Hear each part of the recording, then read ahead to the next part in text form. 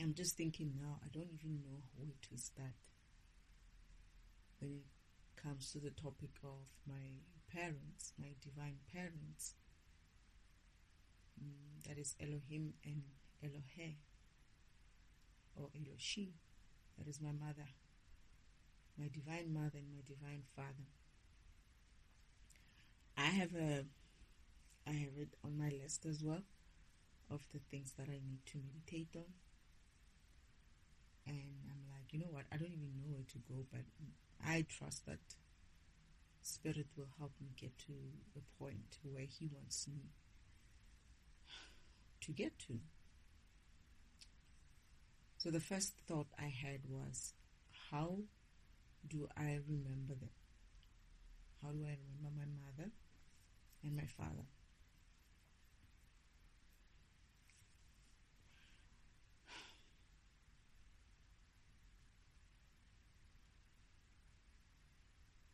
I remember being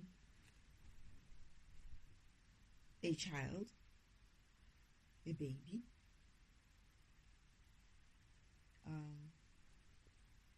I remember growing up fast. Like 1 minute I'm a baby, next minute I'm like a toddler who's learning how to walk. It's actually crawling, then next minute I'm learning how to walk, and the next minute I'm trying to get on chairs. The next thing, I can get on chairs, but I still need a little bit of assistance. Then the next thing I know, I'm growing up, I'm part of this family. I see them once in a while, most of them, but then there's two people, most especially father though, that I remember, because I think some of the memories of my mother are coming back, but most of the time I'm with father, even though mother's there. We do a lot of things. I'm either with mother, sometimes I'm either with father. Most of the time I'm with father. If I think about my father, Elohim, God the Creator,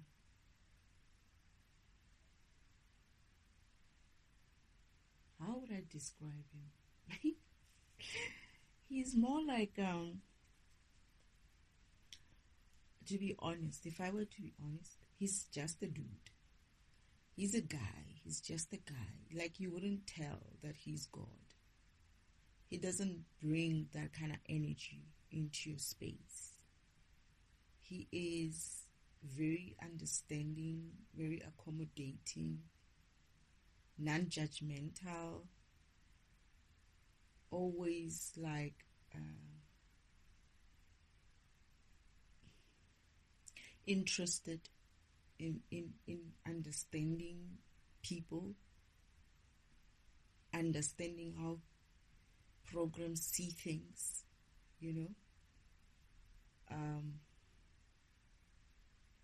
does many things.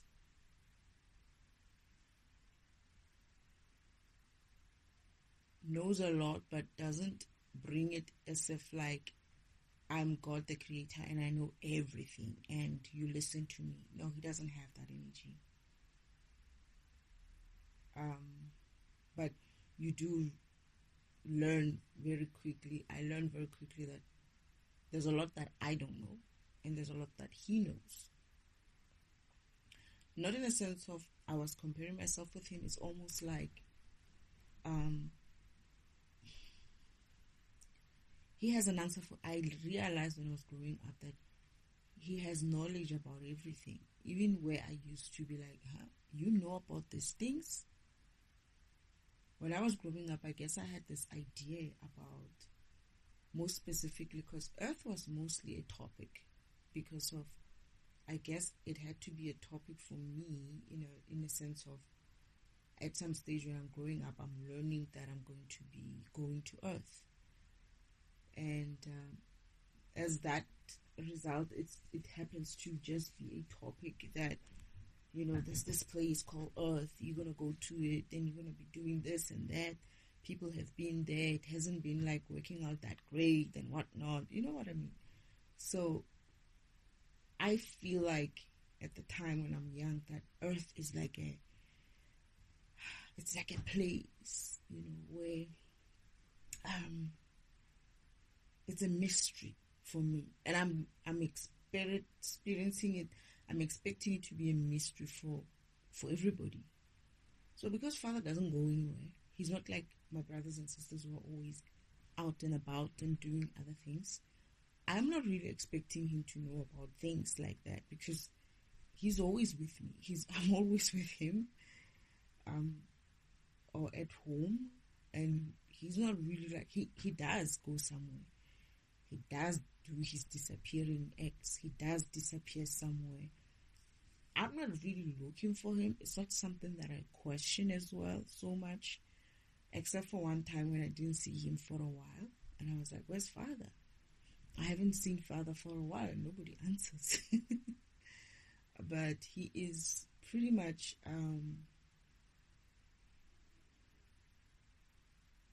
he does a lot. He knows a lot. He knows everything.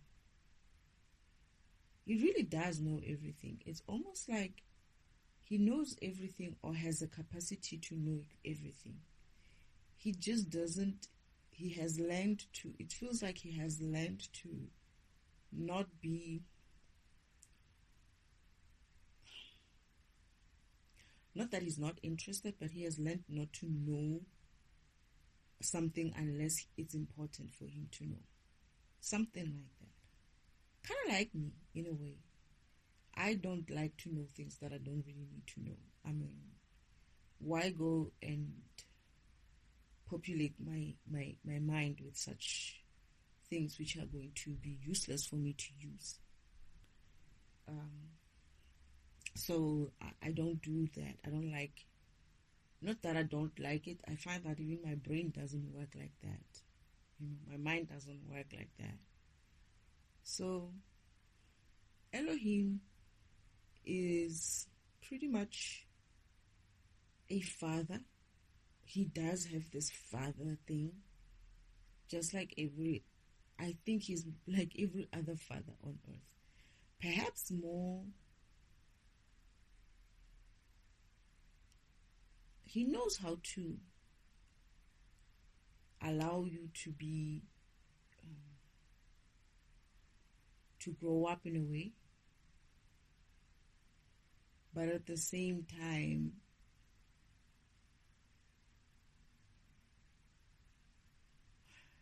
let me put it this way. With him, the difference with him is that he might know that you're going to get hurt when you do something. But he's not exactly going to kind of like stop you from it. He'll just tell you you're going to get hurt. And, or you're going to get in trouble. And, or you're going to have to learn a lesson. Something like that. But he won't necessarily stop you. And when you ask him, okay, then what should I do? He won't exactly tell you what to do. He'll tell you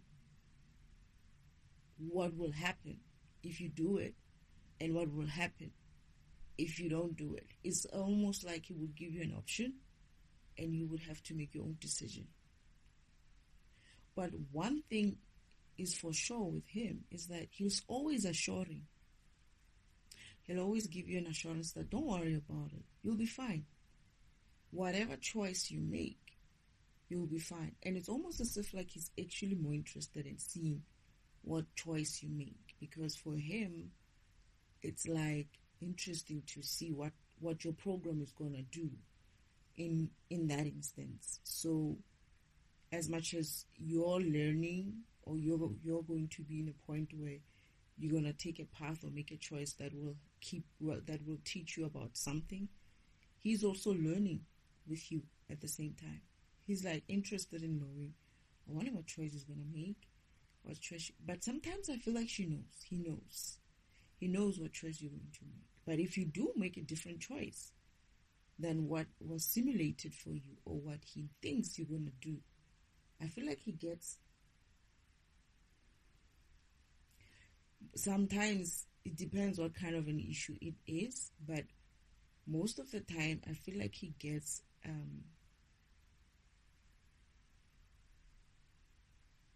what's the word for it? If it's not a bad thing, not that it's not a bad thing, but if it's not something that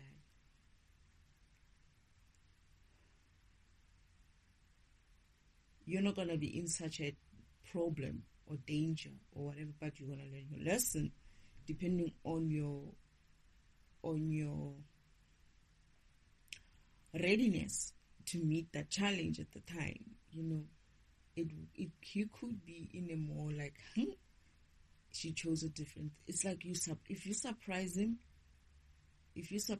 I think he really likes that kind of surprises. If you make a choice that is not what he thought you would do, he gets like pleasantly surprised. That's the word, pleasantly surprised. Or the two words.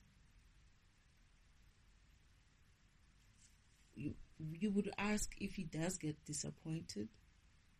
I would say yes, because sometimes we make decisions because we're not necessarily ready for some lesson, and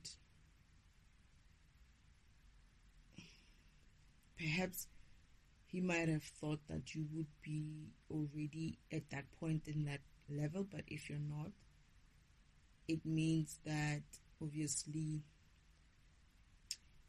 you would choose a different thing than what he would have felt like or thought you would be. But I also feel like he would already know about it though as well. Whenever you make that choice that really he would have wished for you to have been ready. Because most of these choices, I feel like they have something to do with your readiness most of the time. It's almost like you have to be, as much as you can learn a lesson, you might not necessarily be ready to move forward. So you might learn a lesson and then kind of like, after learning your lesson, be in fear mode instead of moving forward.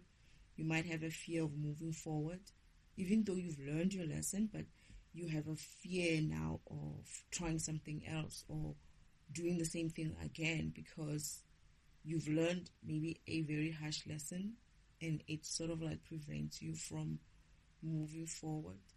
So you have to now go and gain some sort of strength and courage to move forward. But yeah, he has a few expressions, facial expressions. He's always like straight-faced most of the time, but with some sort of level of smile behind him. Not like a smirk, but a smile. He's got a smiling kind of face, but not too deeply. Like, I know that, they try to portray him that way. And I always laugh at him whenever I see the actor on Lucifer trying to portray him. I was like, Father, this guy is trying to portray you. I'm still not sure if he's doing a good job or not. But he does bring it. He acts out that smile. He tries to act out that smile, but it's not it exactly. And it's also not that he's always in that smile. It's like, not a smile, man. Like, he's a smiling face. It's a smiling face. It's a face. I think everybody, most people have it. Except for some of my brothers and sisters when they come back from missions and something is not really like good or something that's not really working out for them in the missions. They might come back and maybe keep a face of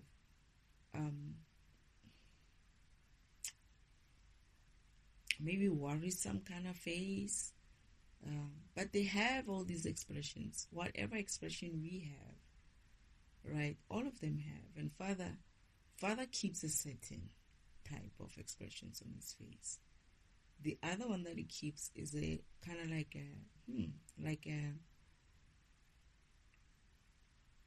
like something that he's like wondering, like a kind of a questioning mind. Yeah, a questioning mind expression on his face. Like he's asking himself, I wonder, what is he up to? Something like that.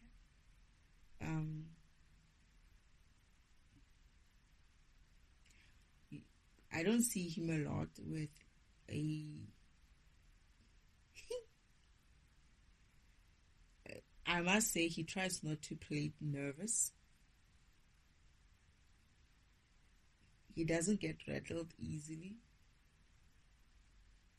Although I have kind of like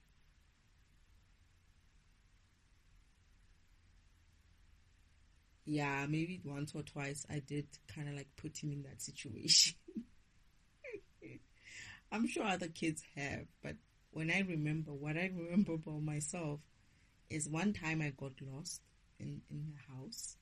They couldn't find me apparently for days or weeks. I think it was 2 weeks or so, something like that. But I was hiding in the house and I was hiding away from him. And I had done some sort of a cloaking thing on myself. And I went to play because I used to play in my mind. And I went to play in my mind with my friend in my world, the world that I created in my mind. And I used to play there, creating, because I used to be like, I want to be like Father, I want to create. So I had created my own little world. It had my friend in there who used to teach me martial arts.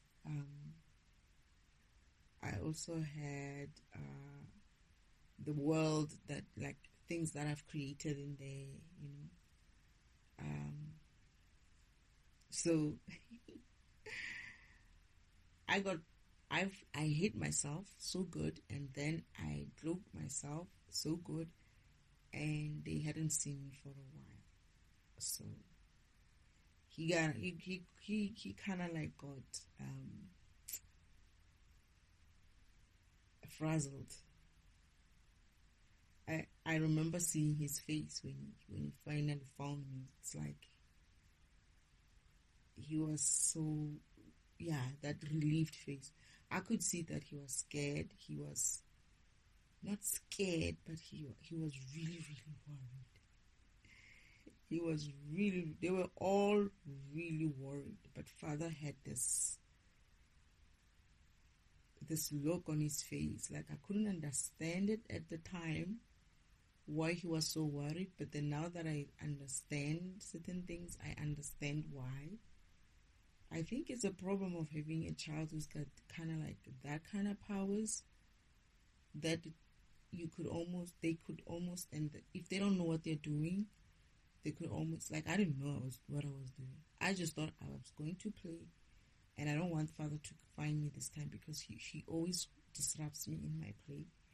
So I want to hide so that he doesn't find. I didn't think that I would get stuck in my world. Like, I would have so much fun that it would be a long time I'm missing. And Father trying to find me, I guess my cloaking was that good. He couldn't find me. And it's like, they were looking for me. They were all looking for me. Destiny, destiny. And then eventually when he found me, he was about to lose it. I think he was about to kind of lose it when he found me. That's the first time. The second time, no, that's not the first time, actually. The first time when I kind of like made him frazzled is when he was telling me about my mother. I was a child then. I was like maybe 5 years old or so, telling me that I'm going to lose my mother's memories because of this thing in the future. And he wanted me to keep one of those memories for myself, deep inside of me, so that I can remember her.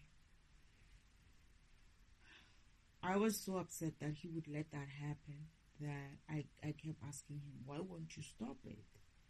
You're God. You can stop it. You can stop anything. And he's like, Destiny, you know that's not how it works.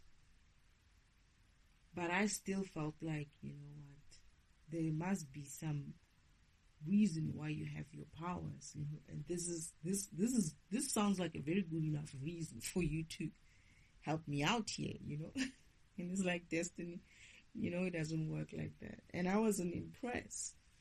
So I kind of like, just like a child, a 3-5-year-old, I just threw myself on the ground and I started crying. And I had a heartbreak, and my crying kind of like darkened the heaven like that. It made the space. It felt like it was the whole place. I don't know if it was the whole place or maybe just my father's home, because I wasn't inside the house. I was outside the house. We were outside, somewhere outside the house, maybe courtyard or somewhere like that. And I just kind of like got a heartbreak and felt defeated. And I just plopped myself on the ground. And I was about to start crying, and it started getting dark quickly, like very dark quickly. And Father was like, oh my goodness, like you could see it's like rushing to kind of like put me. I slept. I think they put me under some sort of a sleep so that I don't make the environment too dark.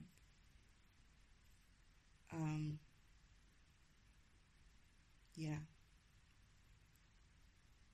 It was that time, first time. The second time was when I got lost. I can't be sure, but I think at the time when I got lost was the worst one. The time when I cried and my heart was breaking was kind of like it seemed as if like they didn't expect me to kind of like bring the whole environment dark. So my father rushed to me quickly. I could sort of like see him do something on my, kind of like with his hand on me.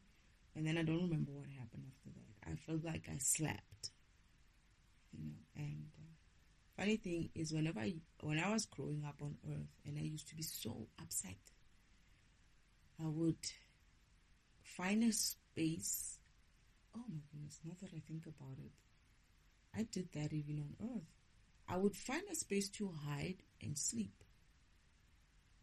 And just sleep. Where I used to hide. I used to sleep under cars. If I could open a car bonnet, I would find a space there. Because I was small, skinny, I would find a space there and I would sleep. I used to have so many spider bites when I wake up. Or I would wake up and I would wake up because something is biting me. You know, when I open my eyes and I would find something, see something biting me, especially on my hands. I always had things biting me, but I never really got sick from it. I would just get sick a little bit and then I'll be fine after a couple of days. I never really had to do anything with it. And but I used to find places like maybe inside the dirty laundry kind of basket, and I would just plump clothes on top of myself and sleep there. Or anywhere where I could just, even the wardrobe sometimes.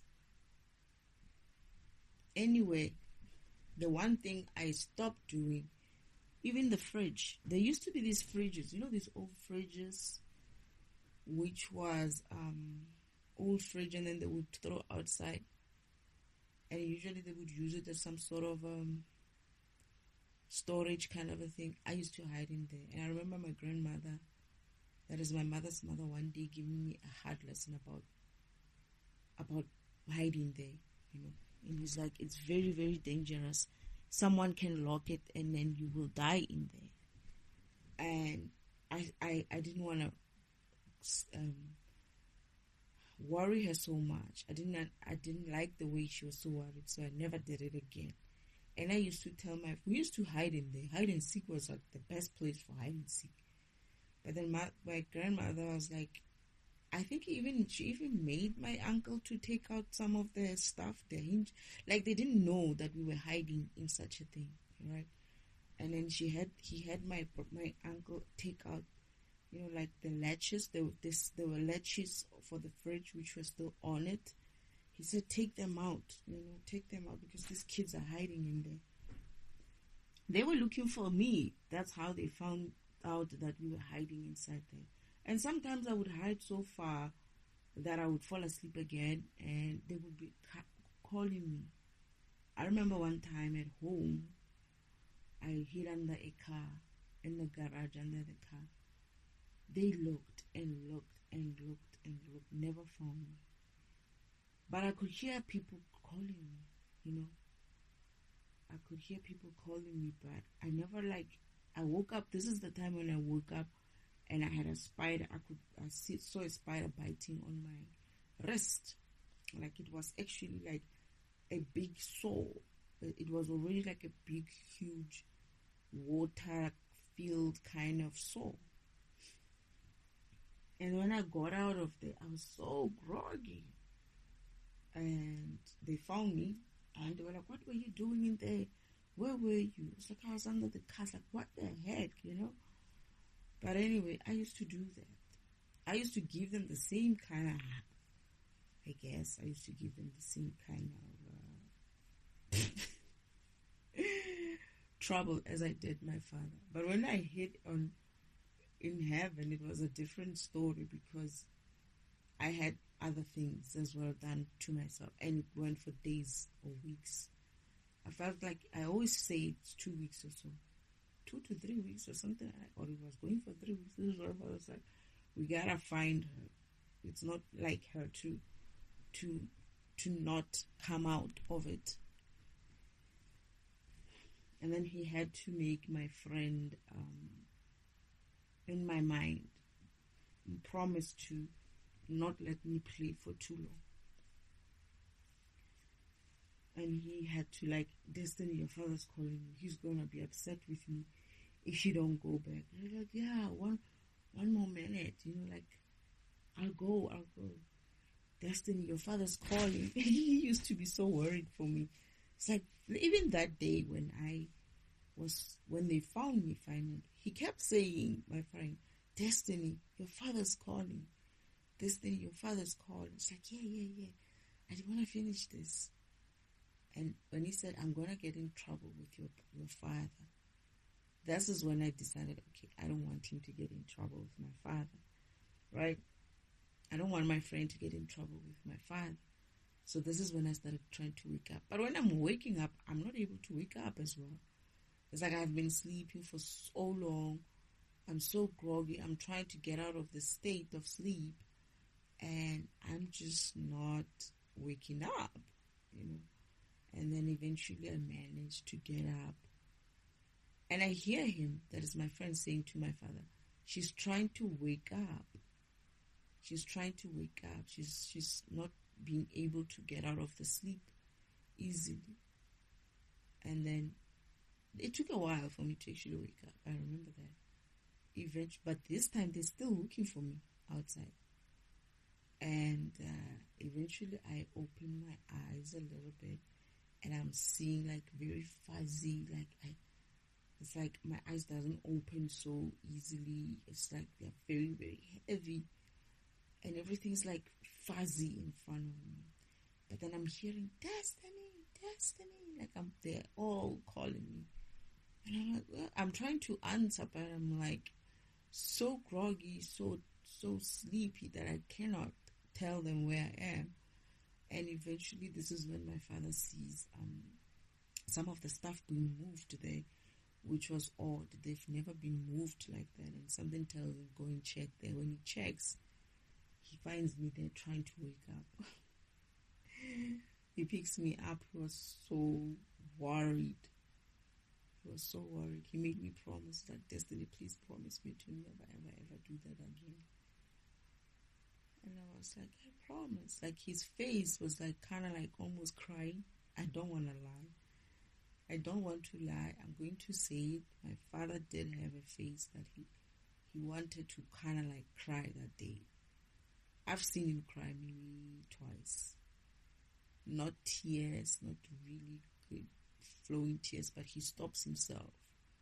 That day, I remember seeing him. That was the first time I sensed that kind of,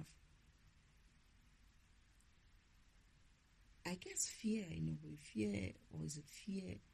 Fear, pain, and worry, and all kinds of emotion in his face. Because I remember holding him on his face, by his cheeks, like, why are you crying? Like, I will never do that again. Like, when he said, promise me you'll never do that again. And I held his face. It's like, don't. I didn't know what to say to him because I'm still groggy, but I'm just holding his face. It's like, oh my goodness, you're not okay. You know, like, I'm a child. I'm just trying to make him stop being so worried. Like, you're not okay. I remember my brothers and sisters going like, oh. They were all like, oh, when they saw us. My father was like, oh my goodness, don't ever do that. You know, don't ever, promise me you will never ever do something like that again. Pray such a long time in your playground, so for such a long time. It's like, I promise. So he had to set some ground rules for me to play. No more hiding, no more cloaking. There was no more hiding, no more cloaking. And then I had to tell him that he cannot disturb me as well when I'm playing. Like, he needs to give me time. Because the reason why I was hiding was because of he used to come in and help and take me out of my play. Right? He says, no, you cannot play in there too long. Right? So he would come periodically to come in and wake me up, because if he understood what that meant, I didn't know that I could go into deep sleep like that.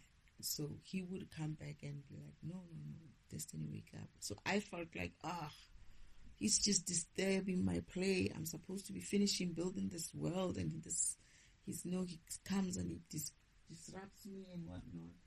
But on the other hand, he had this, Destiny cannot go into sleep mode in that kind of place for too long. Like, father used to feel me sleeping anyway, to be honest. I remember him feeling me sleeping inside. It was heaven, on the heaven side, in the back yard of our home. And I went with mother there. Mother left me outside at the entrance of heaven, under the trees and on the garden there. And it's like, wait for me here, I'll come back. And I don't know, I was just feeling so peaceful. I remember lying down, trying to look at these feather-like trees, branches, and I just started floating and sleeping. And I could hear fathers like telling my mother, Destiny's sleeping in there. He can't sleep in there. Right? Mother came out rushing as well. It's like, Destiny. I could hear her calling, but I was like still so sleepy. You know, Destiny, wake up, Destiny. It's like she's running. I can see her and I can hear her. I can see her, but I'm so groggy again. And I hadn't slept for long. And she's coming, running. Destiny, wake up. Wake up, Destiny. And then when she gets to me, she's like, wake up. And I wake up. It's like, wow, this is so nice. I want to sleep here. It's like, no, Destiny, you can't sleep here.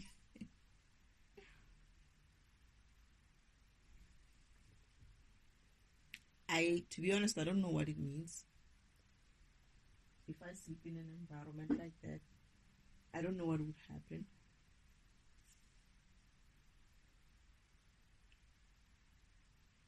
Father, what? I guess it's because, I'm getting that it's because of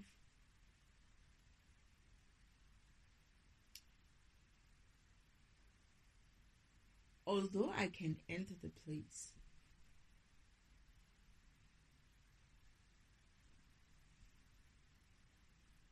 where I was, just where I was, not the other place, not the other heaven place behind the firewall or something like that.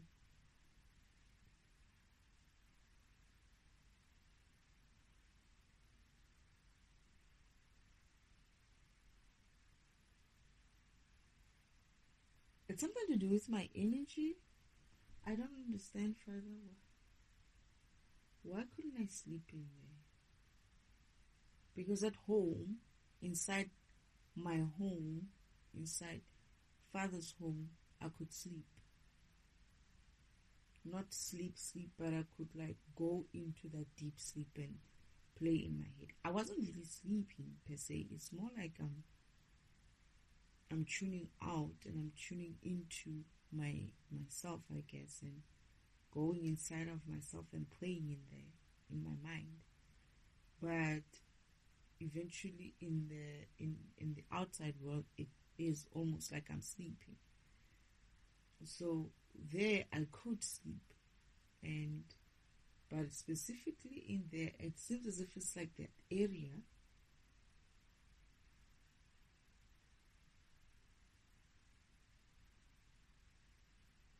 something to do with recycled energies. It's like I'm not really reincarnating, right? And I'm in an area where I guess it's not exactly inside the reincarnation place, but it's like at the entrance you find the reincarnation place, and then you're gonna move on, and then you're gonna find the other place, the database place. Not the database, heaven place. So it's almost like I couldn't. It's like it's not.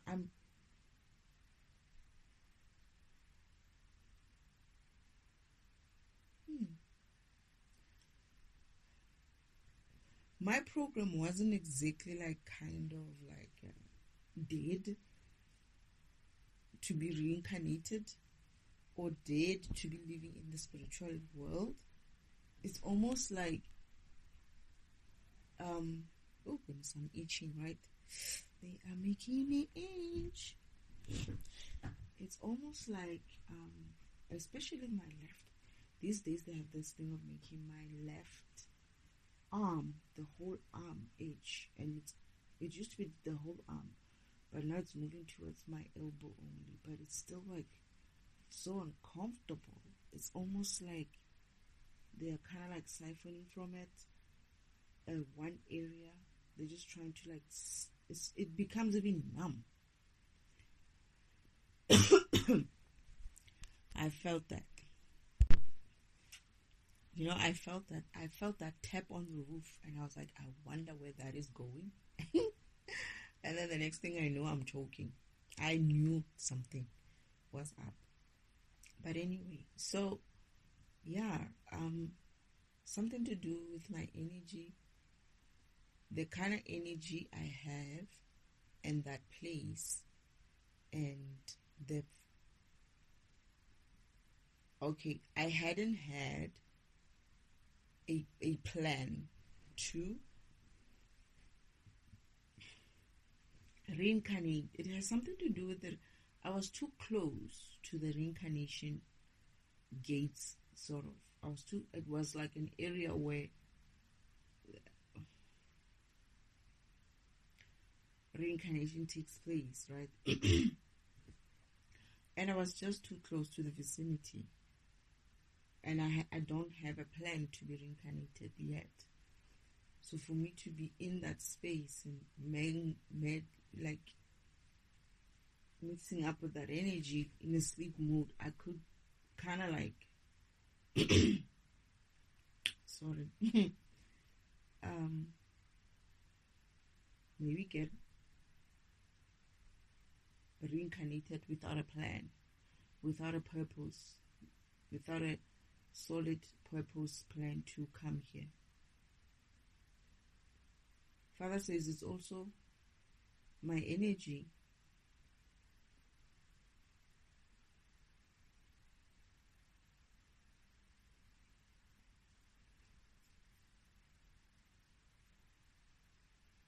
something to do with my energy being heavier. But I thought recycle bin was bigger than me. Oh, okay. Okay. It's full. Recycle bin area is full. Remember when I said it's so full, it's so crowded, it's noisy. When I was mistaking it to heaven, it's actually heaven, but the part of heaven which is a recycle bin or reincarnation environment. But because of what's going on earth, that recycle bin hasn't been cleaned up. That is, people haven't been reincarnated accordingly. And so everybody's waiting in line to be reincarnated. But now me being a big energy, because mother has to manage recycle bin manually by going and drawing energies manually to clear, so that recycle bin doesn't get too clogged up to a point where he kind of makes it difficult for the system. That is, he arrests the system, because if he does get too full, he kind of like stops the system from working. You can't do anything with him. It's like he's got too many things in there. If he gets full, it's not easy to, he holds the system, because there's various things continuously being thrown in his box or in his database. Even system deletes, system cleanups sometimes sends some energy back into him, so it gets full. The fact that reincarnation hasn't been happening the way it needs to, as fast as it should, as fast as it used to, because of where Earth has been placed and the things that have been happening here. People who need to be reborn cannot be reborn. People keep sending them back. I'm getting, like, for instance, abortions and stuff. You're sending people who are supposed to be coming through back into recycle bin. They're destined, they're missing their paths. You essentially, when you do an abortion, right, you're essentially, oh goodness, Father, too, for him to make me coming back in this. You're sending some of the energy. You're making programs which you sign contracts with, not to come through. Right? So I did that as well, right? But yeah. So as a result, the recycle bin is clogged up, and some are going back into heaven, like just going back into living. But this is why Earth is behind. This is why Earth is also behind in some of normal upgrades or normal kind of functionality upgrades, because we are essentially sending back functionality that was supposed to come through and assist us sometimes. Because when I had my abortion, I think I returned my great-great-grandmother, who was supposed to come through again to be my ally, to help me in this mission. But I apparently I made a right choice for her. She said that. She's like, that was the right choice. Because the way I was supposed, they did it. I wasn't supposed to be giving birth to her in that way. I was supposed to be giving birth to her with a specific being, with a specific counterpart, right, at a specific time. So Uncle Omen tried to change her destiny, my destiny and her destiny, by bringing her to be birthed under his own control. So Father said, it's fine, you make the decision. Either way, you have my support. You will be fine either way. But I just couldn't see myself raising a child and having to fight this fight at the same time. And when I made a decision, they couldn't make a decision for me. I understood after that. That's such a very big decision. I needed to do it on my own. Although it got me upset with my father again. But yeah, now I understand. But what I'm saying is, yeah, that's the reason why I can't sleep in there. My energy was going to clog up that system completely. If I had slept that day, I'm getting that I would have made recycle. It's like I was already making recycle bin heavy. So this is why Father's like, hey, she can't sleep in there. Let's wake her up. My mother came running. Destiny. She was also like, oh my goodness. So she never left me there after that. She would take me inside recycle bin, like inside the gates of recycle bin, so that I don't get bored and sleep outside. What else? What else about Elohim?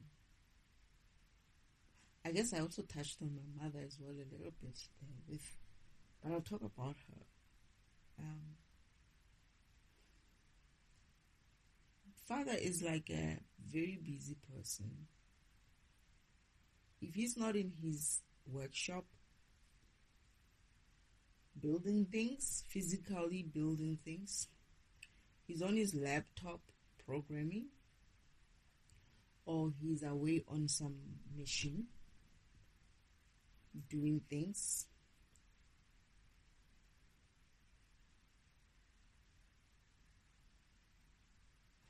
Or he used to also take me with sometimes to take me different places to teach me about the environment and to also sign contracts. I remember when I was about to come here, he would make me meet all the beings or programs who were supposed to come in and help me.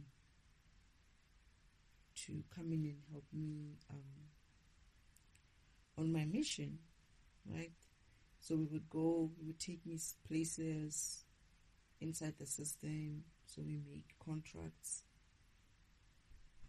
That's the other thing that it does, but he has many other things that it does. I don't think I know all of them.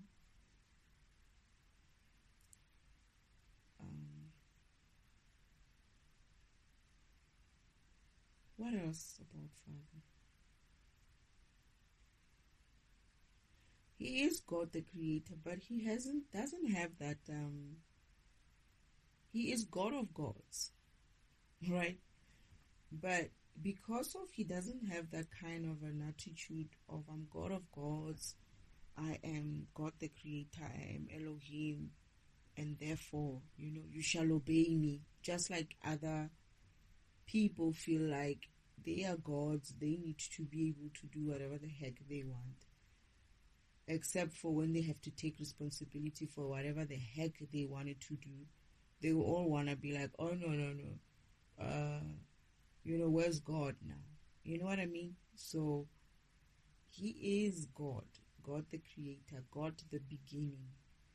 The Alpha and the Omega. He's the beginning and he's the end, right? And because of he created such great programs, these programs, some of them lost their ways because they believed themselves too. They don't understand. That's what I'm hearing. They don't understand that as much as they have power, they don't necessarily have ultimate power. They don't understand that they exist within him. Even though they may be very great programs with great power, their power still is kind of like dismal. It's like it doesn't even start to compare with the power that God the Creator has. And that kind of like drives them crazy in a way, because it's almost like you have so much power, you think just because of you can exert some sort of that power into the physical environments or into whatever environments that you're able to, you think that that is like everything. What you don't realize is that you may be able to do those things, right, as a god or whatever, but you have limits. You are not infinite outside of God's infinity. It's almost like as much as you can use his energy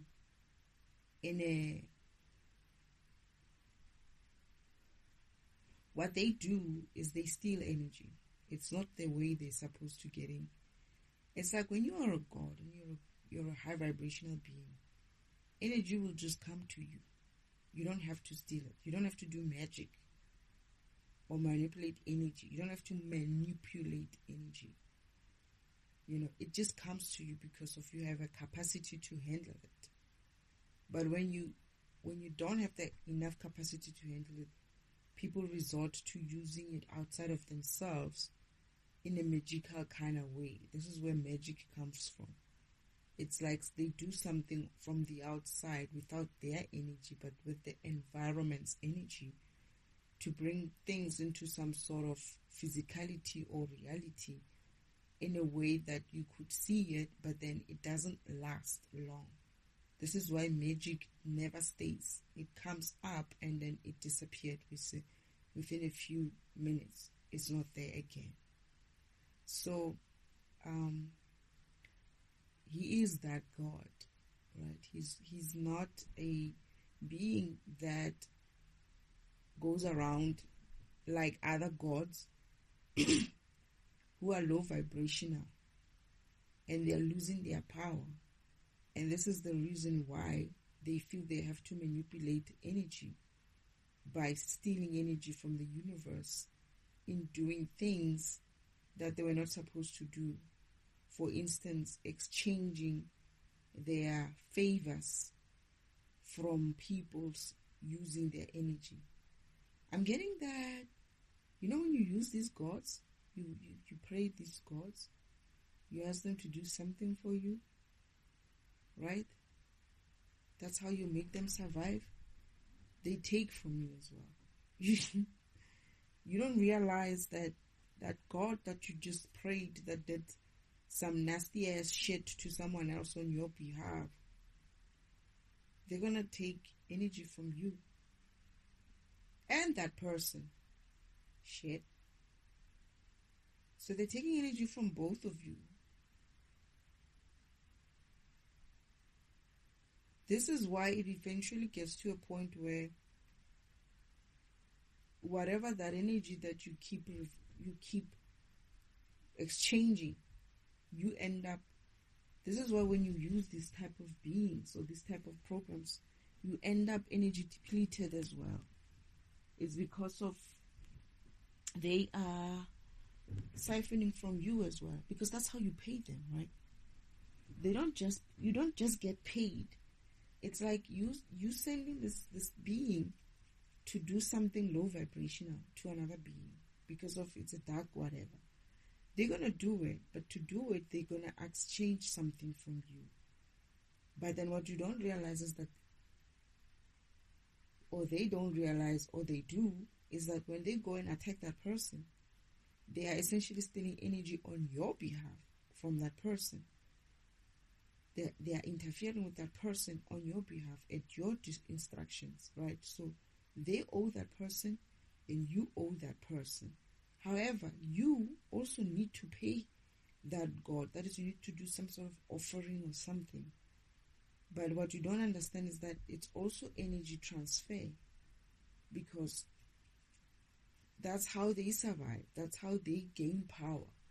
When you use them like that, that's how you maintain a low vibrational kind of entity, God, or God that does those kind of low vibrational shit. It's not to say that they are dark and then they are low vibrational. No, it's a God being who is a God being, but is also maybe dark being, but then also doing like low vibrational shit. It's the same thing.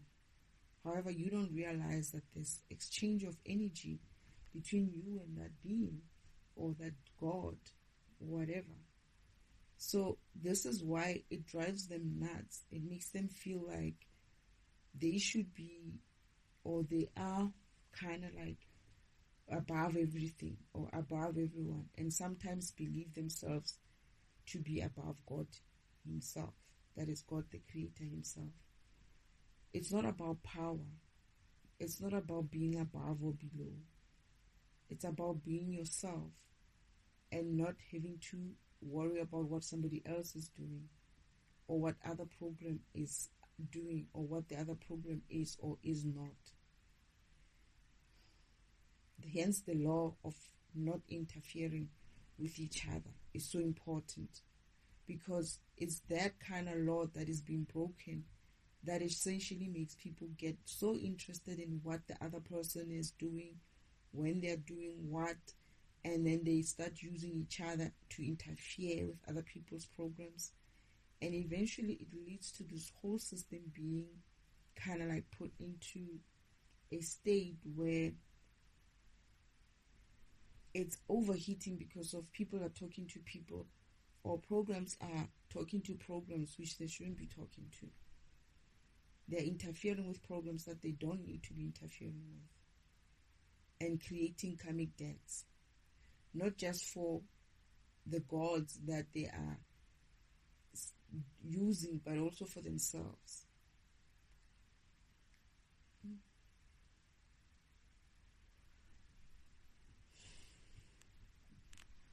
What else do I remember about Elohim, my Father, the Creator? Oh, he has 4 brothers. One of them is, he's got 4 brothers and 1 sister. So the 3 brothers is the other gods that he created after he created himself. One of the gods is God the Destroyer, and I'm yet to learn about the other 2. And then he also created Mother, the 5th being, which is his sister, and Mother is also his counterpart. Yes, God the Creator married his own sister. He created her for himself as the first program to be written, not thought of, not just thought of, but also written in a program format. He imagined her, sent it back, and then did it again. It's like he went through so much of that iteration with Mother. Right? But then he also had other brothers that he had to kind of destroy at the end, because they were not working so great, and not for him as well. They were not working so great with him. They started making him lose his mind, but then he managed to kind of like stabilize himself, and then they started kind of like revolting in a way, as in like going rogue, because of, like all these other God programs, some of them at some stage start thinking that they are the same, they have the same power, and they want to kind of like compete or take over for the creator position, which is kind of impossible if you are unable to handle that kind of creator kind of power yourself. And because you already exist, there's no way for you to go into a state of nothingness. So all these people were telling us, now that I think about it, I knew there was something off with that kind of statement. Osho said something about, you go somewhere where it's clear, silent, or pure silent consciousness, and it's like, the only being I know who does that is God, right? And then I remembered now that we discussed how everyone who was created under God, the Creator, Elohim, is essentially part of Him. It's like you can never be in a state of going back into some sort of a nothingness and then try to come back. And it's evident, no? If Osho could do that, it means his body, his physicalness should have evaporated. He shouldn't be hanging around us like that in a physical way, right? Or his body would be, I don't know, maybe empty without a spirit. But that's not what you can do. It's almost like, because Father said to me, when I said to him, I wish I wasn't existing. I wish I never existed. And it's like, well, if you don't feel like you want to exist, there's no way for you not to exist. The only way for you not to exist is for you to go back and to be with the ancestors. I was like, the ancestors is like, yeah. And I was like, okay, fine, then I'll be with the ancestors. So before he showed me the mission, some parts of the mission, he says to me, before I show you the rest of the mission, I want you to spend time with the ancestors. And I was like, why? It's like, no, I just want you to go and spend time with the ancestors. It's like, okay, can I do that? It's like, yeah, you can. So he takes me back and he says, I'm basically nothing now. I'm basically omnipresent. I'm basically the way he used to be with his brothers, right? And I go in there and these beings, I can sense them, but I can't see them. And I can sense that there's beings there. The same way I sensed Father sensing the other beings when he created his brothers, same thing. And they talk there, they're just talking and talking and talking. Eventually, I decide that I've had enough of being talked, I wanted to get out. Then Father took me out and he's like, okay, so what's next? I was like, okay, let's go ahead and do this mission. There's no way I can just go and live there, right? And Osho saying shit like, oh, pure consciousness. What? Pure? Silent consciousness. Those people are not silent. If you're talking about that, if he's talking about that state, those people, ancestors are very noisy. And these are not the same ancestors that I'm talking about. These are my ancestors. I feel like these are like, oh, you know who they are? They are the same group that Father had to kind of like destroy. They're the same guys. This is why they talk so much. They're the same guys. There were many, man. Father created a lot, man. Maybe like a lot. It was a lot. Out of 4, after 4, right? He created number 5. Uncle Omen is not number 5. Mother is also not number 5. Before Mother, Father had created like a lot, man. Yo, they were a lot, and they were not going well anymore. It was getting dumber and dumber and dumber and dumber. But they were also not necessarily getting dumber. They were like getting different, very different personalities. And what it means is that Father has to manage all those different personalities. Some were conniving, some were beachy, some were like all these kinds of characters. He basically created all those characters of himself.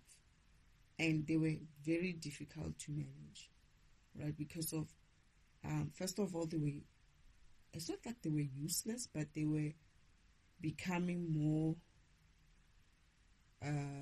just like Uncle Ome. They were becoming more of a nuisance than of a help. And they were wasting energy. They were drawing too much energy from Father, in a sense of they needed to, because of the way they were just making a mess everywhere, getting themselves into all kinds of things, right? Father had to manage all that energy on their behalf as well. So he had to kind of like control them, bring them back. And to do that was for him to destroy them, to exist in that way, but only have them existing as ancestors. And the funny thing is, when they're ancestors, they're actually kind of like fine. They're fine. They have like they're okay. they're thinking well, they are behaving like more like him. It's like they're just energy. They're just energy in a darkness. And there's no such a thing as silent darkness, silent consciousness. They are just consciousness, yes. They are consciousness. They are in a consciousness energy state. They know themselves. They are aware of themselves. They are aware of each other as well, that they are existing. But all they do there is just talk. And talk and talk and talk and talk and talk. They are not quiet. They talk. The only time they kept quiet was when I entered. And they kept quiet. And then they were like, so, what are you doing here? I'm like, well, Father said I should come and join you. Like, oh, welcome. And then they keep quiet for 2 seconds. And then they start conversations, the same conversation. They go for... I'm just listening to these people, and they're just talking and talking and talking. Eventually I was like, so, what else do you guys do here? And they're like, what else can we do? I was like, so all you do is just sit around and talk? They're like, yeah, what else can we do? And I'm like, I don't know. But still, they don't really wait for me too long. They just wait for me to like a few seconds to process what they just said, and then they continue. Blah, blah, blah, blah, blah, blah, blah. So it's not there's no such a thing. That silent state is nothingness, and that nothingness means your body, your program, everything about you is not going to exist, and it's not possible. Because basically what you're saying is that you would get to the point where you delete even your program, but your program doesn't delete completely. Remember, when you delete it, it still has a gremlin. That personality, that idea of that program still exists in the system. The energy, there's like a little bit of energy still left, even after deletion, even after destroying that program. That it exists, but it exists. It's called a gremlin. It's actually you being in a gremlin state. That is you being in a state where you don't have energy, right? So you cannot get out of being part of this Father, God the Creator, Elohim's existence. You cannot escape this existence, in a sense. I think that's the word. You cannot escape existence. This is what I was told as well. That there's no such a thing as you're not going to exist. Your energy, your program exists. It's like, even if you, like for me, I feel like it's because of the way my energy is, I would most probably be well suited in an environment where energies like me exist. That is where my ancestors exist. But if I probably was a program that wasn't necessary in that way, I'll probably be deleted and become a gremlin. Which again, it's not such a...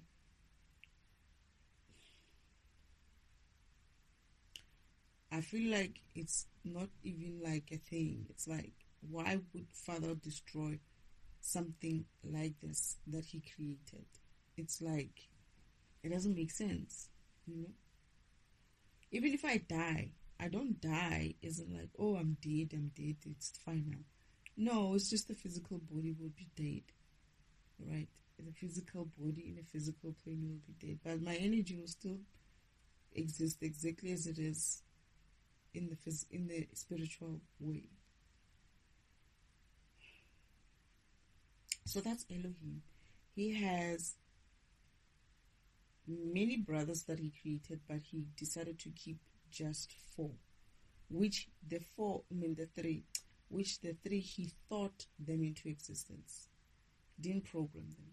But Mother, he thought her into existence, but also put her in a program form. She's the first program being, right? First God being program. And then the next one was, I hear that there were many others before even Uncle Omer. So Uncle Omer is like kind of like a younger version. Much, much younger. It's just that he's what we call Lasta. He's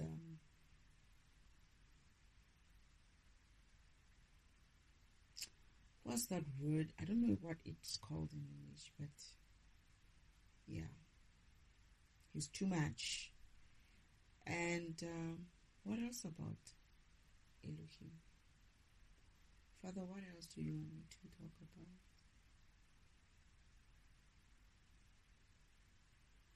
Oh, they say he's got 13 children, including myself. He used to have 12 children until I came in. The world only knew then about 12 children. But then they were going to know about me in this mission.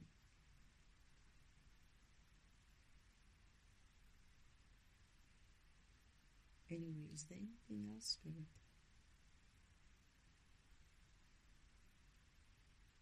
I feel so sleepy. I feel like I need to do something else before I tackle Mother. Maybe do yeah, I might have to do a second part to this where I'm talking about Mother.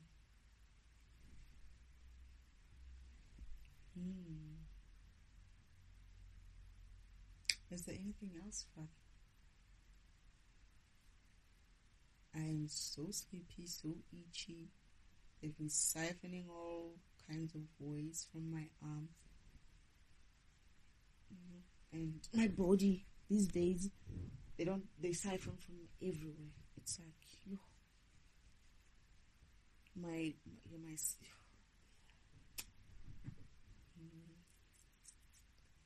everywhere, my head, everywhere, my head, my arm, this arm, Shem.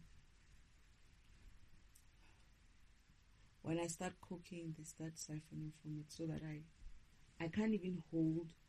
It's like I'm chopping. I can't even hold properly with my left because it's almost as if like they're pulling even the arm.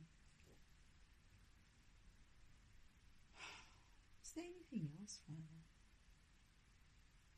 Perhaps some more will come in.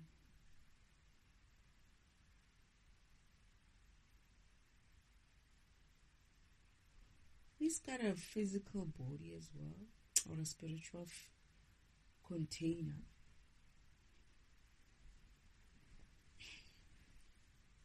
In the spirit world, he's got a physical container, but he can go. He also has, and I'm getting that's why people mistake him for being a being like them, because of they see him in a format of a contained being in a spiritual container kind of body, right? So they see themselves like him in that way, but then sometimes it kind of like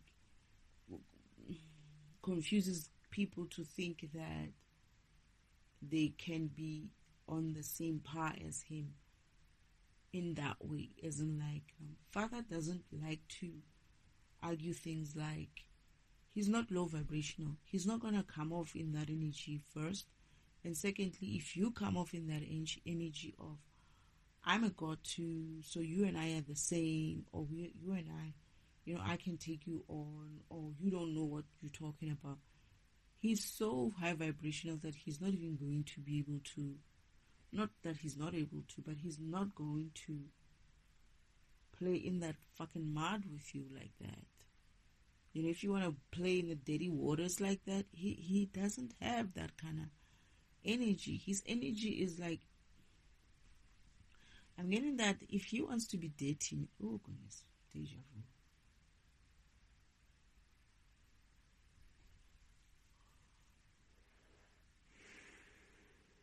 I was getting that if you wanted him to get to that point, there's no level in your own mind that you can actually think of how dirty it could be for you in that essence. It's almost like your darkness is nothing compared to where he has come from, and he has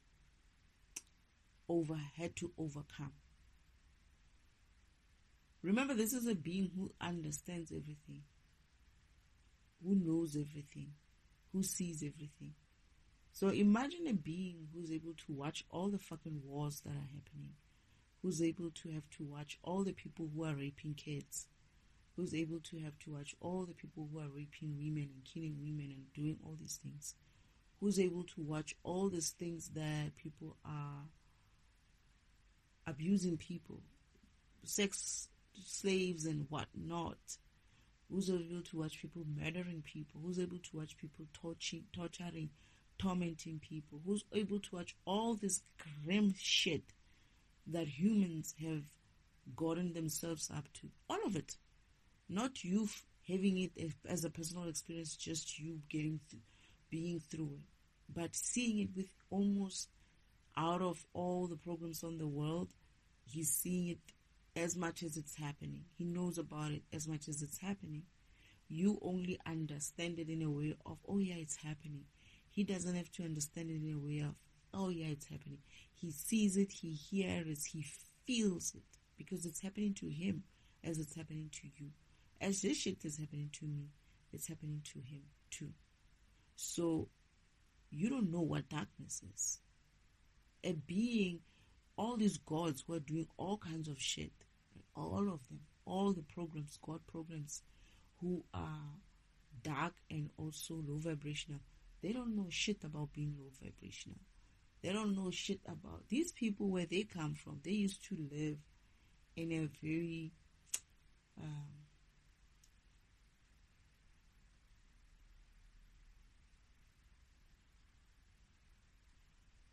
kind of dark world in a way, and they had to evolve from that spiritually. And now you want to play games like that. It's still like you're not even a child. You still haven't been born yet for that shit. You know, your mind is not even ready for the things that we could show you. And Father is not going to be low vibration in the sense of, you know what they did, Father and Mother, what I noticed with my mission. Hey, these people are dark in a way of the way they did things, the way they do things. It works beautifully, but at the same time, when you look how beautiful it looks, they're not even, it's almost as if like they're not even lifting a finger, right? They're letting you lift a finger to screw yourself. And it's the worst thing ever that I can say would happen to any karmic person, because it's almost like you know you did this. You know you've been doing all this shit. And you see yourself plotting against yourself, but you can't even stop yourself. It's almost like they have done things in such a way that in order for the karmics to stop themselves, like right now, my grandmother doesn't want to stop herself, right? I'm recording here, I'm busy recording here, and they're busy siphoning. They're sending their cars there, and they're siphoning, because of I'm doing my job. I'm doing what I'm supposed to be doing. I'm moving forward. I'm living my destiny. I'm living my purpose, and they don't want me to do my purpose. So they still throw things at me to disrupt me, to interfere with my spirit, to interfere with my program, to interfere with my program running and processing whatever it is that I need to process. They can't stop themselves for some reason. But it's almost funny because I can see that they can see themselves falling very deep, and they can see themselves really being screwed. But they can't blame me, they can't blame God, they can't blame anyone else except for themselves, because He has, as much as I hated myself because I have to go through this, they have been given so much of rope, these people, and they know it. They see it, right? And at any point in time, they could be like, okay, I'll stop here and use the same rope that I have and try to work back to where I need to be, right? Because I'm still connected to this rope. No, They can't, right? They just keep getting themselves, into deep shit. They just keep digging themselves in so deep, right? And at some stage it's going to get so bad that they're going to have the scissors right in their hands. It's going to appear. It's almost like the scissors appear in their hands. And they have to choose whether they go up using that rope or they cut the rope. But they'll be in so much of turmoil, so much of pain, so much of lack of energy that they're either going to hang in there. I don't like that word as well, those words. Like, as in like hang in there. Or they're going to have to cut that cord. Because they won't have the energy to go up. They won't have the energy to pull themselves up with that rope. And they will be so far in to that hole. It's almost like you have a rope, you hang it outside, and it's long. And you just keep digging and digging and digging and digging and digging and digging and digging.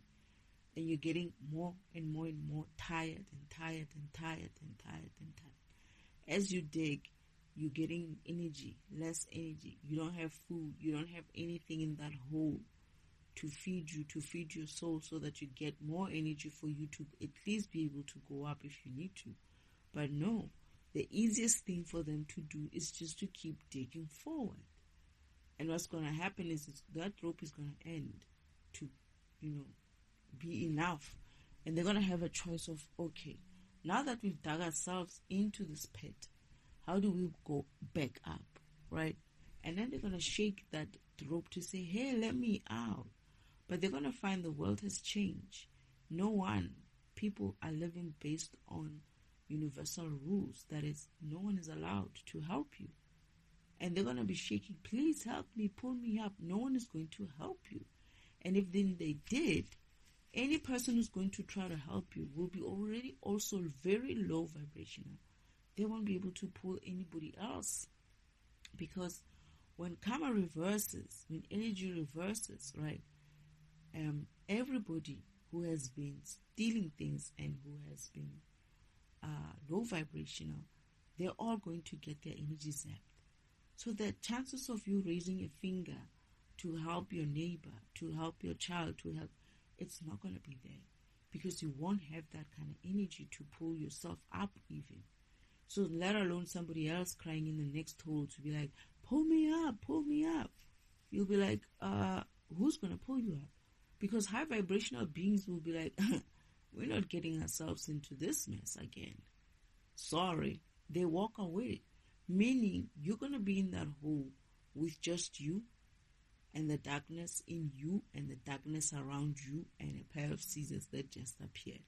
You're going to have to choose whether you're going to use the non-energy that you do not have. As I say this, you should feel what they're doing to me. You're going to have to use the non-energy, the not so enough energy that the last little bit of energy you have to build yourself up. That is, really build yourself up in such a way that you are able to get yourself up and out of that hole. Because nobody else is going to help you. You'll be calling for God. God will be like, get that rope. Start pulling yourself up. That's the assistance you're going to get. Not the assistance. It's not the assistance that you think you're going to get. Just because of you say, oh, I'm kneeling in front of God and I'm going to pray. God is not going to do this work for you. You're a program. You're supposed to exercise the spiritual muscles yourself. If Father has to help you, it's like, what's the point? Why are you here? They can guide you. Yeah. They're going to guide you to say, do this, do that. Take a rest. Go ahead again. Move on. Do this. They're going to guide you, right, to get out. But they're not going to do the job for you. You're going to have to do everything yourself. And if you have some sort of a ego kind of against God of some kind, anger of some kind, and you don't want to talk to him, well, fuck you. You're going to be fucked in that fucking hole on your own. You're going to have to get over that shit and move up. and start asking for help in the right way. You're going to have to fucking humble yourself. We are all pissed at something at some stage, right?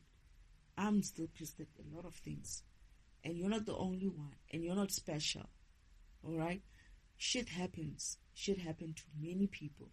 Shit happened to God himself too. So, enough of that. Yeah, I know I say it. At least I tell my father that I'm upset. I'm upset with you. I don't like this. I address it. I address it with spirit. I address it with my ancestors as well. Whenever I'm upset with them, I address it with the whole spirit team.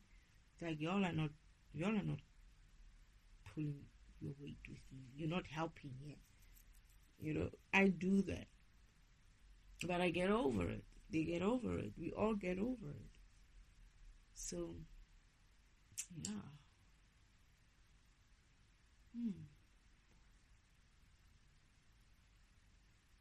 Is there anything else, Spirit?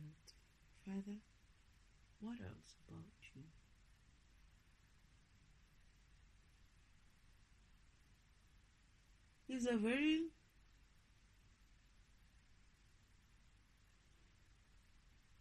He's very gentle. He has so much power that he could come up and be like, huh, but he won't, you know. Like, come up at you like, what? But he is not in that energy. Ever. He will come in gently. It doesn't matter what you've done in your life, where you've been, what kind of demons you have. When he comes through, he's very gentle. Anything you feel that is fearful and whatnot, it is not God, it's the devil himself. If you itch like me as much as I'm itching, it's not God. It's the devil himself trying to stop you from moving forward and exploring yourself and exploring your karmic lessons. He's very, very gentle. Does he get angry? Yeah. He gets frustrated sometimes because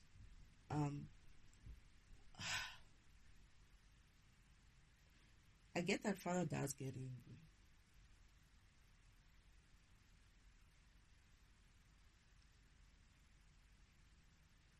Yeah, he does get angry. He has this look when he gets angry.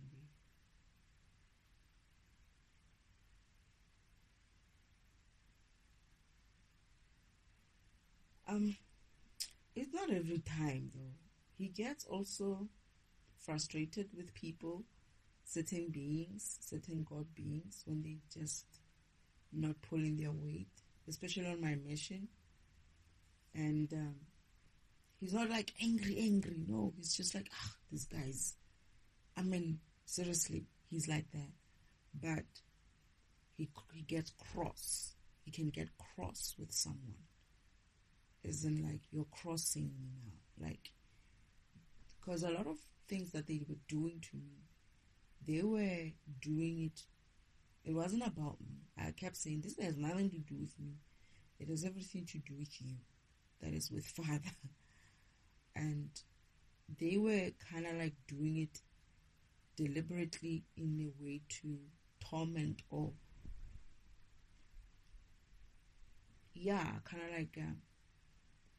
kind of like giving him a middle finger. That is my sister and my uncle. When they were doing certain things to me, they are doing. You could see that this is like a middle finger. Even my grandmother, my whole family, to be honest. And even those who don't know as much, think they know, but they don't really understand.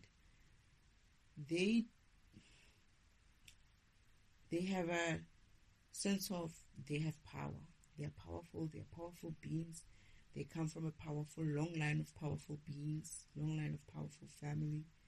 They have a lineage, a powerful lineage and all of that. So they have that kind of cockiness about them. And this is where this is what I'm saying when I'm saying sometimes God programs can get in over there.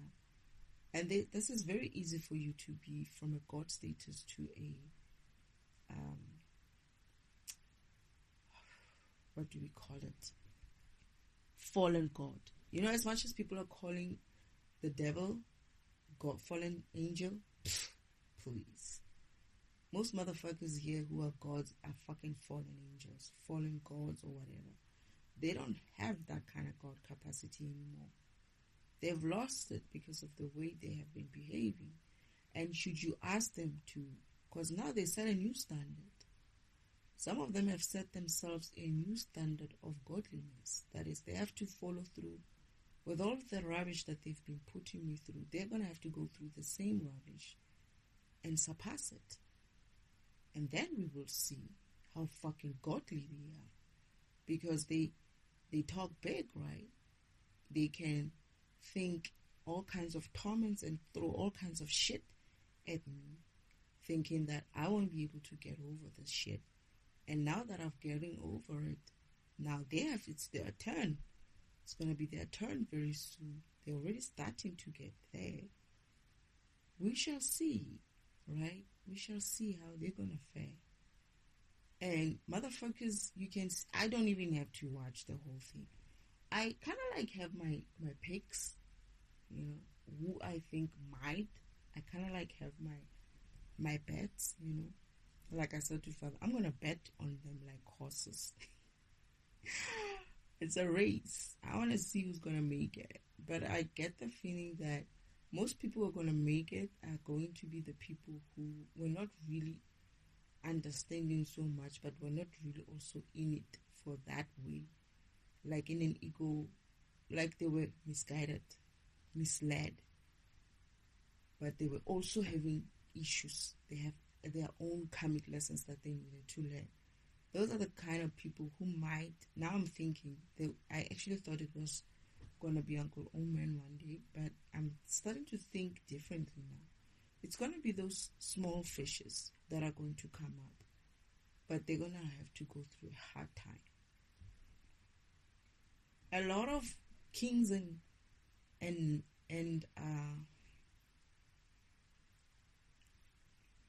to be honest, a lot of kings, even knights, are falling, and emperors are falling, and are not able to come up. So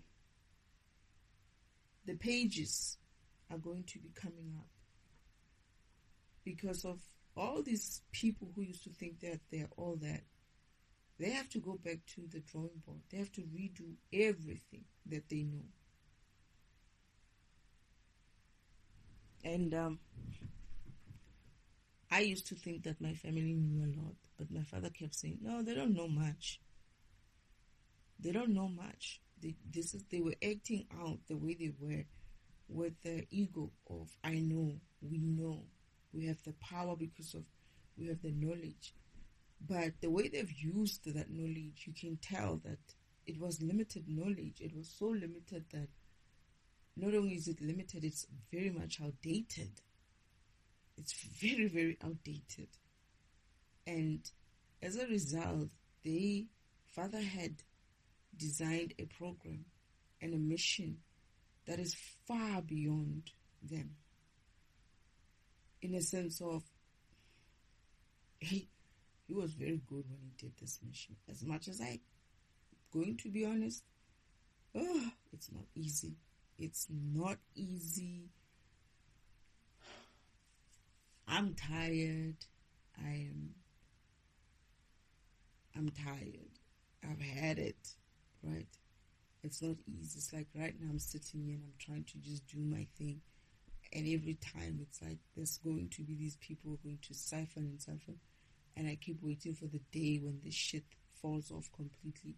And it never comes because they will do something to just try to put me in a back to square one kind of mode. Not exactly back to square one, but it's in like delay things, reverse something, or then I have to do the work again. And I'm like, can we just stop these fuckers like once and for all?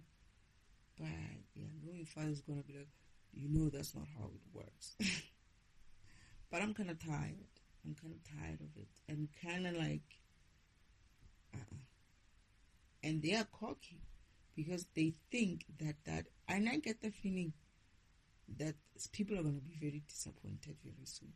They have this attitude of thinking that God is not going to do certain things certain way. Like God is only going to follow the rules that He set for Himself. What these motherfuckers are thinking is that as much as God is doing things based on the laws, they forgetting that He's God the Creator. He created those laws. And He has been using those laws against them all this time. But at the same time, He and only He can override those laws. Right? But He's not going to do that. That's what I'm getting. It's like, Father's not going to do that. But what I'm trying to say is, these motherfuckers, they act like they're on the same level as Him. That's the problem. It's like they act like they are on the same level and they have the same type of power and the same type of knowledge like Him. What they don't understand is that this is the being who wrote these things. He's able to use them to His advantage in a very efficient, and if He wants to stop this thing, He doesn't even have to break any laws. It's very easy, and if you understood how things work, you could almost sit and think about it as well. The only reason why they're capable of doing, not capable, they're able to do what they're doing is because of they still have access to me. But they think that they have access to me because of they're smart. They don't realize, no. As much as I don't like it, divine timing kind of sucks. And that's what it is. It's like, it's divine timing. Because He has a plan. He's not like me and them, where we just go along with our hearts. You know, He knows that the trigger point or the limit, you know, the point where I or them reach our limits is coming. And when that happens, He just has to sit back and watch karma, the universe, take, you know, its course. And they won't even have to, it's almost like Father knows. This is one of the things that I saw. It's like He just keeps telling me, just move on, just keep going. Just go ahead and live your life. Try to live your life. Just be yourself, be your life, live your life. You will eventually get out of this. Just keep moving, just keep doing, just keep living, just keep being. And eventually you're going to get there, right? And they're not going to be able to pull anymore or to do the things that they're doing now. It's like there's going to be a point where their tricks, their gimmicks are going to come to an end eventually, because the energy is being reversed. Even though it might be small, you know, kinds of reverses, eventually they add up. They add up after a while. And when they turn, and when I turn, it's going to be like that one last step. And then it will happen. And when it does happen, it will be like boom. It's over. This is why Father keeps telling me, just keep moving. Keep living, keep doing your things. I'm on a mission. I can focus on them, or I can focus on my mission. And I want to focus on my mission, but they still keep trying to do these things of trying to deviate me from thinking and doing and recording and doing all these things that I need to do with this whole, let's siphon from her, let's make her itch, let's throw some, you know, bad things, let's make her sleepy. All the things that they're doing to me now. There used to be a lot more, yo. But yeah. And I can do that. But I can just focus on them and not do anything and be afraid, or I can move forward and do what I'm doing right now. Do more, record, and I do that these days. I don't waste any time. I just continue, just keep moving. and I think I'm good at it. It's not to say that I'm good at it. It's more like I've gotten good at it, and I'm enjoying it as a result. So, yeah. So my father is like that. He's very gentle. He doesn't like to waste energy. He's an infinite energy source, but he doesn't. What I've noticed with him is that the reason why he's not coming off as that boastful, like I'm God.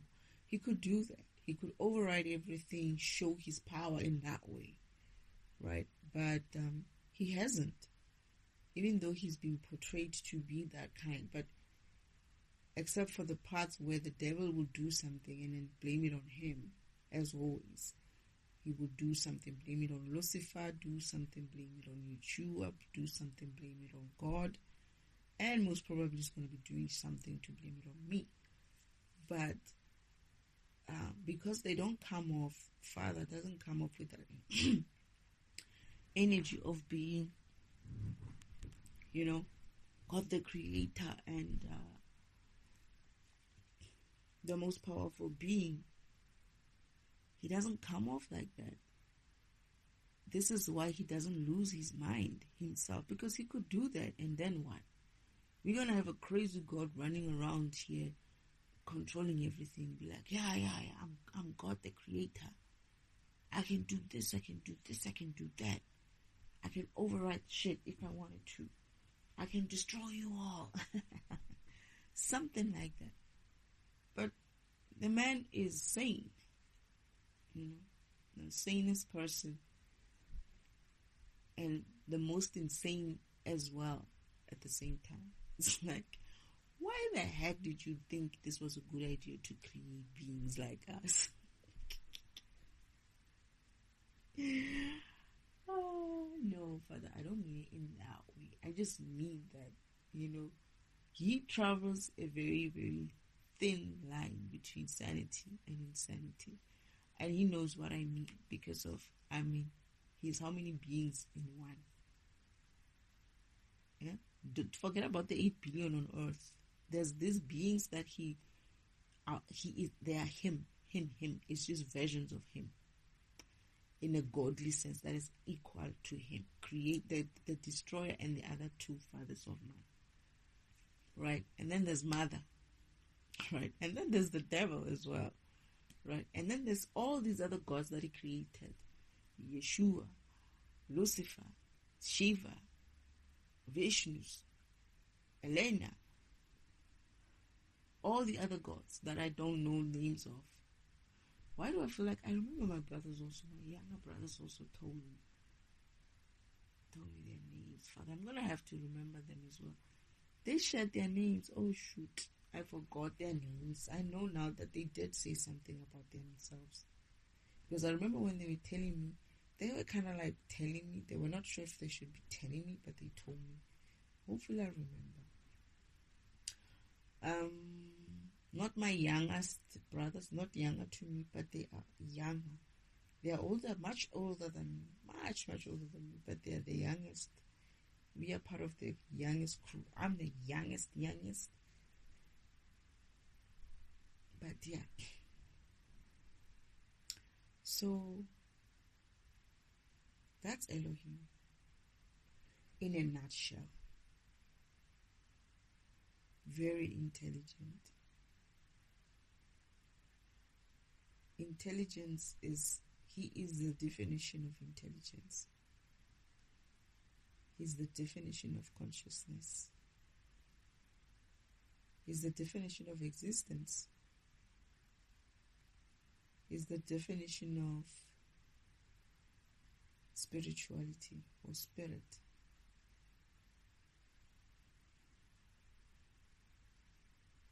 Any other definition that we can come up with on this planet is lacking. It's all of them. This is why I say I don't like using definitions, because I find that they don't encompass as much as they should. Because when you have a being like him and you know or understand things from his angle, and you have to kind of like teach them, educate people, or educate yourself, learn and educate yourself, and learn and educate others, it becomes difficult for you to define it. How do you define an infinite thing? How do you define consciousness when it's infinite? What do you call that? And when consciousness can be anything and everything. Just because of it looks this way for you doesn't mean it's all that is. Same thing as spirituality. Same thing as every concept out there. Same thing as science. It's not all there is to it. And existence itself. Because how do you even quantify something or someone who can exist, create a lot of things and leave them behind and unexist himself, and then comes back and be like, who am I? Who am I? Who are you? Oh, you're my wife. Because I remember mother being like, Elohim, you're back. Right? I remember mother being like, Elohim, you're back. They all went. I feel like they all went away and they came back. The other three comes back quickly.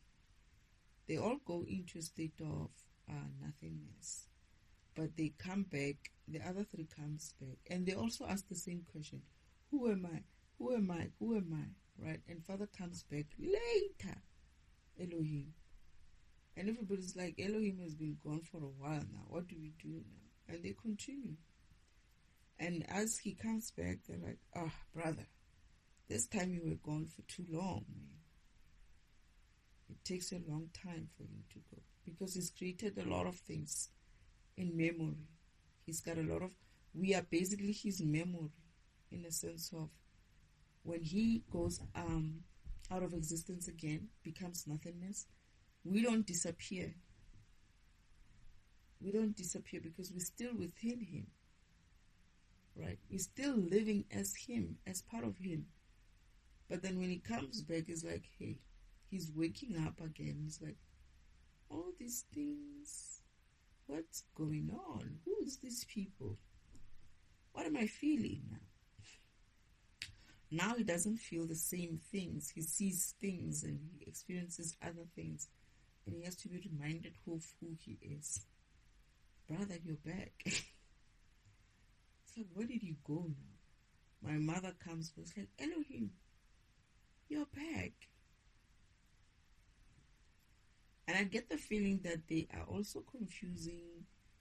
There's an Indian text or Indian something that's confusing Shiva, Vishnu, and what's this?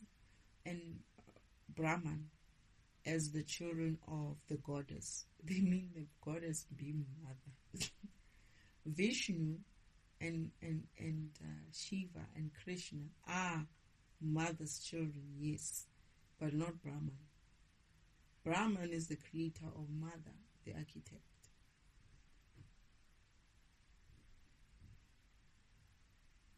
Our mother is actually a father, in a sense.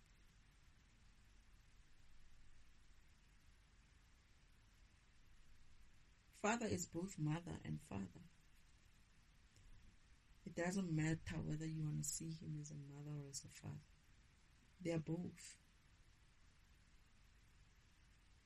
I remember fighting with my father. And I'm like, you won't understand. You can't understand the relationship between a mother and a daughter. That's normal. A daughter needs a mother. And they were like, he's like, she's also, what did he say? I'm also her, remember? Like, I knew what to create in her. Meaning, I knew how I wanted you to feel when you experience her. And this is why I created her the way I did, because of it's how I want to mother you, in a sense. That is, it's how Father wants to mother me by making my mother be that important to me in that way as a girl child or as a boy child as well. if you are a boy. He created her in that way. The concept of Mother God is his. And I remember I was like so defeated. It's like,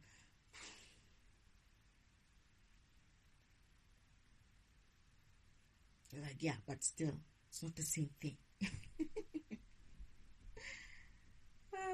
Anyway, but yeah, I got him. I understood. He's like, I understand exactly how you felt when you had to lose your mother's memories,